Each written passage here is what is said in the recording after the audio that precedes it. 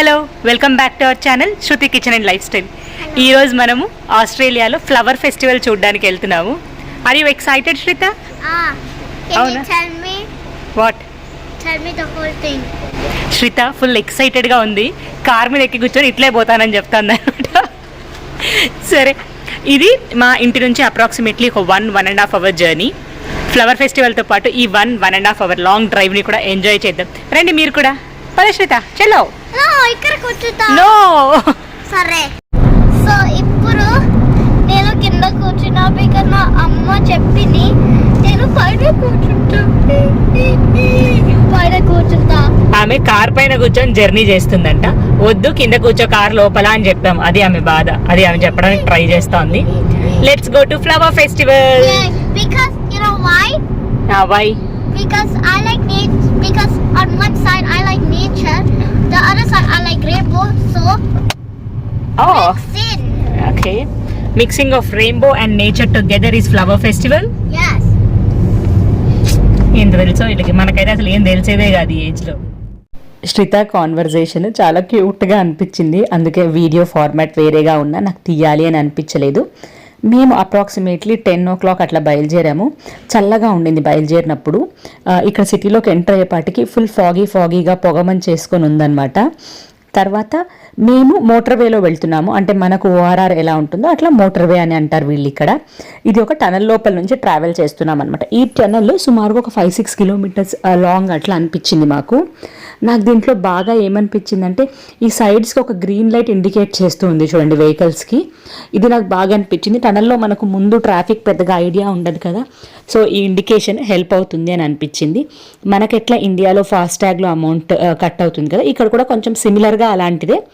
మనకు ఈ టనల్లో నుంచి బయటకు వచ్చిన తర్వాత అమౌంట్ కట్ అవుతుంది అనమాట, టోల్ అమౌంట్.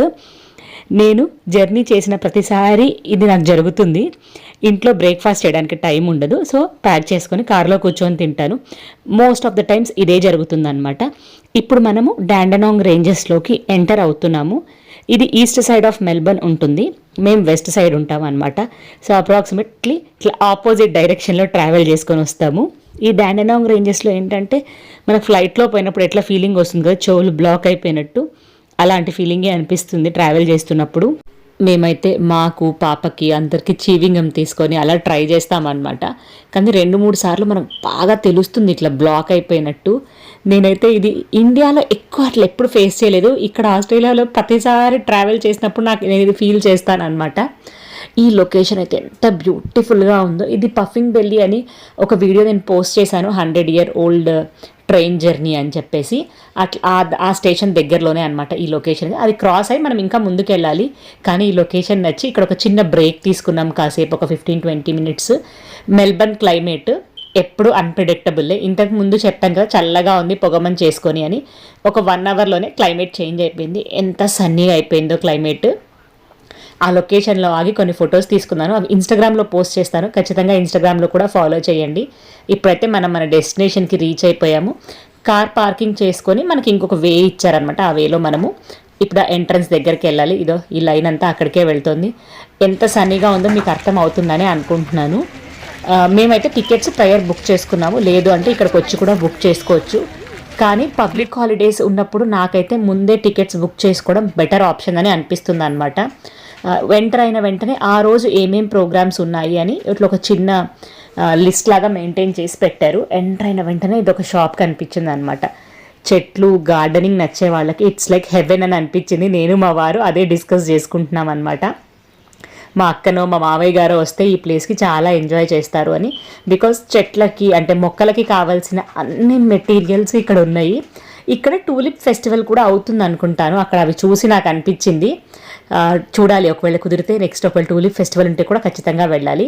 ఇంకా ఇట్లా టర్న్ అయితేనే అదిగోండి అక్కడ లొకేషన్ కనిపిస్తుంది మనకి. ఆ లొకేషన్ కంటే ముందు ఈ చాక్లెట్స్ షాప్ కనిపించింది అనమాట శ్రితకి. ఇంకా ఆగుతుందా, ఫస్ట్ దాంట్లోకి వెళ్ళాలి అని చెప్పేసి ఈ లాలీ షాప్లోకి వెళ్ళిపోయింది. ఇదిగోండి ట్రాక్టర్ రైడ్, పదండి మన ట్రాక్టర్ వచ్చేసింది, వెళ్ళి పొలం మొత్తం దున్నేద్దాం.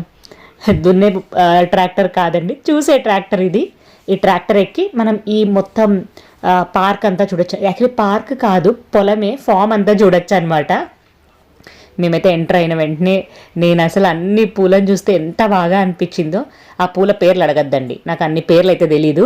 నాకు తెలిసినైతే దీంట్లో బంతి పూలు ఒకటి బాగా అనిపించాయి, తర్వాత లావెండర్, అవి రెండు నాకు తెలుసు. మిగతా ఏవేవో పూలు ఉన్నాయి, కానీ చూడటానికి మాత్రం చాలా బాగుంది. కానీ ఒక 1.5 అవర్ జర్నీ చేసుకొచ్చాం కదా, ఫస్ట్ బ్రేక్ కావాలని చెట్టు కింద ఓ పిక్నిక్ సెటప్ వేసుకున్నాము అనమాట. వేసుకొని కాసేపు కూర్చొని రిలాక్స్ అయ్యాము. దాని తర్వాత మళ్ళీ చూడడము, ఎక్స్ప్లోర్ చేయడం అంతా ట్రై చేసామన్నమాట. ఎన్ని కలర్స్ ఉన్నాయో, మధ్యలో ఇట్లా ప్యాచెస్గా వదిలారు వాళ్ళు కావాలని.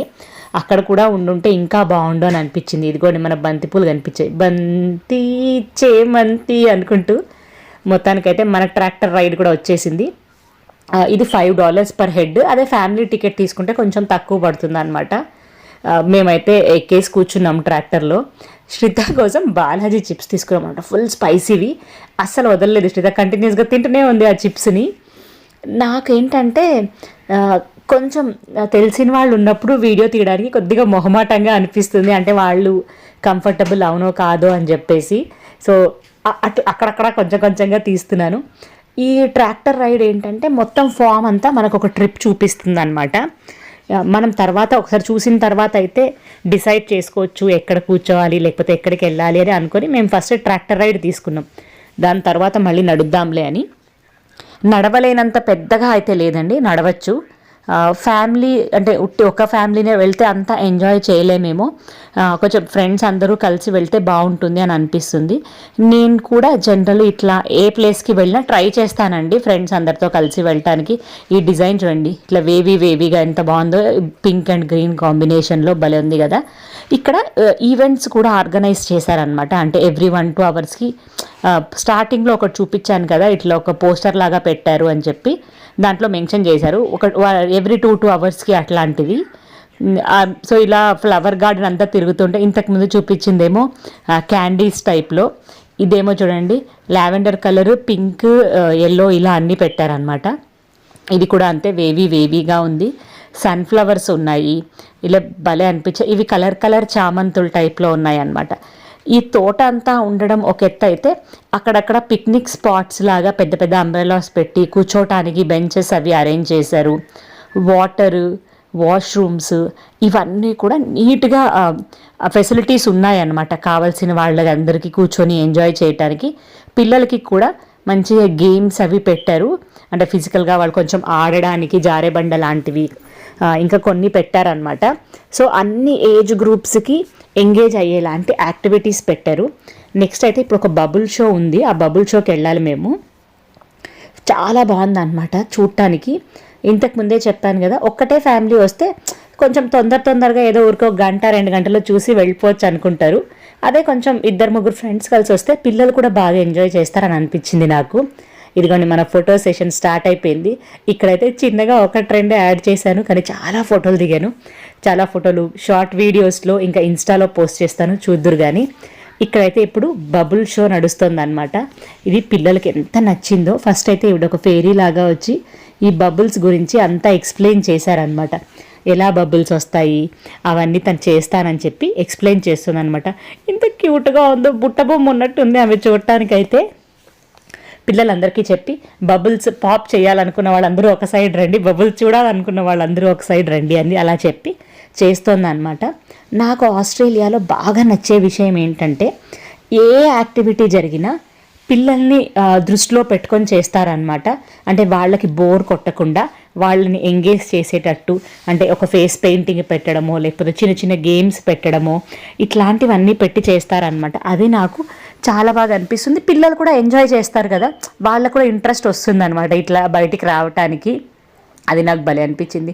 అబ్బా, ఇన్ని బబుల్స్ చూస్తుంటే పిల్లలు ఏంటండి బాబు, మనకే ఎంత హ్యాపీగా అనిపిస్తుందో, ఫుల్ ఆడుకోవాలి, అవన్నీ పగలగొట్టేయాలి అని అనిపిస్తుంది. మీలో కూడా నాలాగా ఎవరన్నా బబుల్స్ పిచ్చోళ్ళు ఉన్నారా?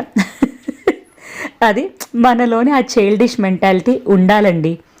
దాని తర్వాత ఇంకా ట్రాక్టర్ రైడ్ అయిపోయింది కదా, అలా చూస్తూ ఉన్నామన్నమాట. ఇక్కడ ఏమో ఈవిడ ఫాక్స్ లాగా డ్రెస్ చేసుకొని వచ్చి రోప్ వాక్ చేస్తున్నారు. అది కూడా చాలా బాగుండింది. అండ్ ఇంకొకటి ఏం చెప్పాలంటే, స్టాఫ్ ఎంత ఫ్రెండ్లీగా ఉన్నారో ఇక్కడైతే. వీళ్ళు మనం ఏమన్నా అడిగినా కూడా చాలా హంబుల్ అండ్ పొలైట్గా రిప్లై ఇస్తున్నారు.